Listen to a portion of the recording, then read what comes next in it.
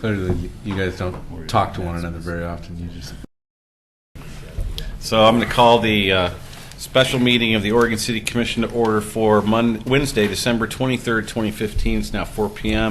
Call the roll, please. Commissioner Shaw? Here. Commissioner Pauly is excused. Commissioner Smith? Here. Commissioner Mengelberg? Here. Mayor Holliday? Here. So under general business, we have 15703, consider the extension of the emergency declaration and review current landslide and safety hazards at the Forest Edge Apartments, Berry Hill Apartments, and Berry Hill Townhouses. Mr. Conkle. Thank you, Mayor. Evening, Commissioners. We are bringing this request to consider the extension of the emergency declaration in light of, we put a sunset of December 25th on the original resolution. We are asking for an extension of 30 days.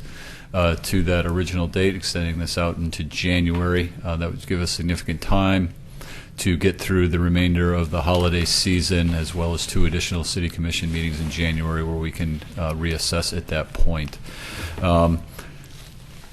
As you're well aware, we have implemented mandatory evacuations of both the Berry Hill Apartments as well as the Forest Edge Apartments.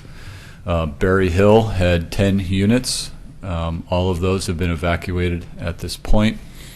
Forest Edge Apartments, they have until 5 p.m. tomorrow afternoon to complete the mandatory evacuation. We are encouraging all residents in those facilities to vacate the premises. Lower section. The lower section to, thank you, Commissioner. The lower units under the mandatory evacuation to take all of their belongings out of the facility. We are going to be contacting the residents to give them an update, as well as the options available to them. I would also encourage, and we will be putting this in our notification and communications with the impacted residents, that whether or not they are staying or utilizing the Red Cross facility, that they do contact the Red Cross. There are assistance programs that they should register with the Red Cross and follow up with. We will be providing that contact information. And I do apologize, I do not have the number with me right now, but we will have it in the communications that we do send to them. John Lewis can give a couple updates. If you'd like to add anything else, then we can answer any questions that you have. Got any pictures? Don't have any. We have plenty of pictures, but not ready Not prepared? Not ready to bring up. Okay. As you know, we just got out of our last planning meeting, which we've had several planning meetings. I guess maybe I'll start with that for the community. I think it's important for them to know that both we've had Mayor Holliday and Commissioner Smith at many of our planning meetings. I think we've had 6 or so at this point. Well, it's day 4, so right, but we've had other a couple of meetings besides per that. day. So, and those meetings have been well run. Just communicating with the Red Cross today, they were just amazed at how organized Oregon City was with regard to kind of meeting planning. They've been well attended by county emergency management staff, the Red Cross, fire, police, all the affected parties, and we're making good progress and doing a good job of documenting our decisions. And this is just one more example of that. So at this point, yes, the evacuation continues. The condition on the site is continuing to worsen. We're continuing to see buildings that are showing signs of the impact of a large ground movement, mass ground movement like that at both ends, the upper end, which is the Berry Hill, and the lower level apartments at Forest Edge. We're watching access concerns because there's still problems with the utilities in the drive between the upper and lower unit at Forest Edge. They've got problems with sanitary, and the storm drainage system in the roadway is falling apart, and so it's just concerning. There's lots of folks that are moving, so a lot of moving units down there, and despite the thought for help there and how do people volunteer, we're trying to keep that in a manageable form, and so we're relying on the county to kind of manage some of the volunteer services that might be coming in there. We've heard from a large organization that wants to help, a large local organization that wants to help with moving. Unfortunately, the moving piece is a little bit challenged because a lot of these folks have yet to figure out where they're going or what their storage capacity is, and some of them are just now kind of realizing that this is not a place that they're going to be able to go back to. So we're delivering that message in mostly door to door. The police department has been heavy in regular visits, door to door, knocking on door. Tomorrow there's a variety of things, as you know. Tomorrow is the deadline at 5 o'clock. So the Red Cross is planning to have a field agent there to provide information and, if need be, health services. And then we've got the animal shelter. Representatives from the county animal shelter are going to be there just kind of checking in with folks. There's already been a shelter established, but just kind of knocking door to door to make sure people are using those services to the degree we can offer them. And also the police department is going to be doing another round of notifications to the property owners. So, you know, these kind of evacuations aren't pleasant.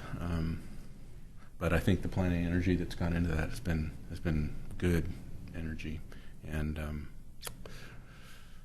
lots of services available tonight. I think from 4 to 6, county and all the service agencies are at the shelter, so they're planning to talk to whoever's there and willing to talk to them. I think we heard there was 18 registered. 18 registered. A shorter number that stayed there last night. 14, I think. 14. Today there was 8, so you know it's kind of fluctuating. Not as many as we fully anticipated, but it's been still an important group of people to stay in touch with. I did just get an email from Gail who said that it's a mix of both Berry Hill and Forest Edge at the shelter. One of the things that we're working on, and you'll see more information on, is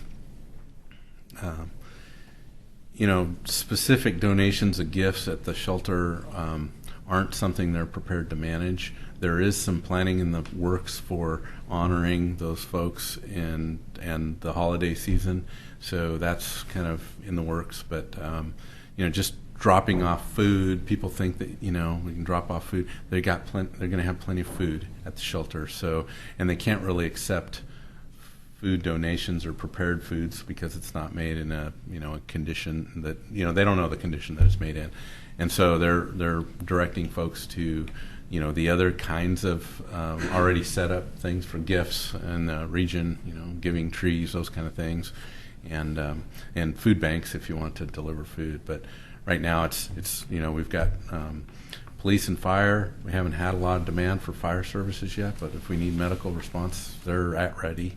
And we've put together a shuttle. Nobody's used the shuttle, but between the site and the Red Cross station, there's shuttle activities. So lots of good planning. Lots of people still, there are folks that don't necessarily understand and are distraught about what they're having to go through. But a lot of them are also, I think, feeling like the declaration was what they were kind of waiting for and relieved to have happened. So now they can do something with that. So, yeah. So I just want to say that having been through this for the last 4 or 5 days, one guy stands out in the crowd, and all the senior staff has done just a magnificent job. But Martin Montalvo really stands out to me because before this, I always figured, he was just this little, mild-mannered guy in the background and, wasn't. But he apparently is a very skilled emergency manager, had a lot of time in Tampa doing that. And when he does a meeting, he takes charge, and we get things done. And he runs a meeting like I like our meeting run. We get through our stuff, and we get it done, and we get it done on time. So once again, I want to give kudos to Martin. I think he's doing a great job, and Tony and the rest of the guys are doing great too. But I think as a city, we've done everything we can to make sure that our citizens are, number one, are safe, and that's the most important thing. And then now we start doing some of the other things that we can do. So an account has been set up at Lewis Clark Bank. It's called the Oregon City Landslide Relief Fund. And people can go take checks, send checks. We are still working on a method to do that electronically on the internet, but we still have an organizational issue to get through. So hopefully by close of business tomorrow, we'll have accomplished that. If not, it'll have to happen after the first of the year. But we're looking for donations to help folks with expenses like deposits, first and last month rent, maybe bus tickets or something if they're going to go live with, a parent or somebody else that's farther away. Expenses as far as storage units and things like that. So you'll probably hear me on the radio and TV quite a bit over the next few days as I hype that and try to get folks to give us money to help these folks out. Isn't OCBA involved too? A little bit? Well, maybe not. Originally, we thought the OCBA said they would take care of that and take the money in and disperse it. They discovered today that they are a 501c6, not a 501c3. Therefore, they aren't allowed to do that. So they're working with one of the other C3s in town, whether it's going to be the Lions or the Rotary or somebody else. We don't know yet, but they're supposed to be working with those folks, and I haven't had a chance to talk to them since they had their meeting. So I'll follow up that, and I'll send out an email and let everybody know. So The other thing I had was, there was 2 buildings up there before that went down here 10 years ago, was it? 2004, 2007. Yeah, so around 10 years ago. And those were habited buildings. What all, were you here then, John, when that happened? I was just trying to relate that one to this one to see how that all went. Yeah, I think I don't recall exactly how that one went. I remember watching the slide and helping with the determination that the slide was, active, and at what point we pulled the trigger on that one. But I remember they lost water service. Okay. So that one again, I don't remember us going through this kind of a emergency response. That's because in that one, the people watched that thing march right up to the edge and rip decks and stuff off. And once the decks started falling off, sensible people left. So there really wasn't hardly anybody left by the time they had to declare that because those people realized that if they stayed there, they could wake up in Mule Creek if they didn't get out. Okay. All right, cool. Anybody else? Questions? Okay, so Just real quick, as part of the resolution, it's very similar to the last one. We extended the dates. We added a new section. Additional expenditures may be required resulting from search and rescue efforts and debris removal as necessary. Just wanted to be thorough. Doesn't mean that we're going to need it, but if we do, it's clear that it's indicated. It's also provides some consistency with the declaration that the Clackamas County made. So motion? Move to approve resolution number 15-40, a resolution extending the emergency declaration in the city of Oregon City. Second. Been moved and seconded. Is there any discussion?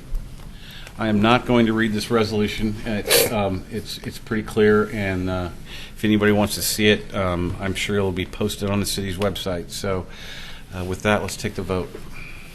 Commissioner Shaw? Aye. Commissioner Smith? Aye. Commissioner Mengelberg? Aye. Mayor Holliday? Aye. Passes. Anything else for the good of the order? You want to talk about trees? No, I don't.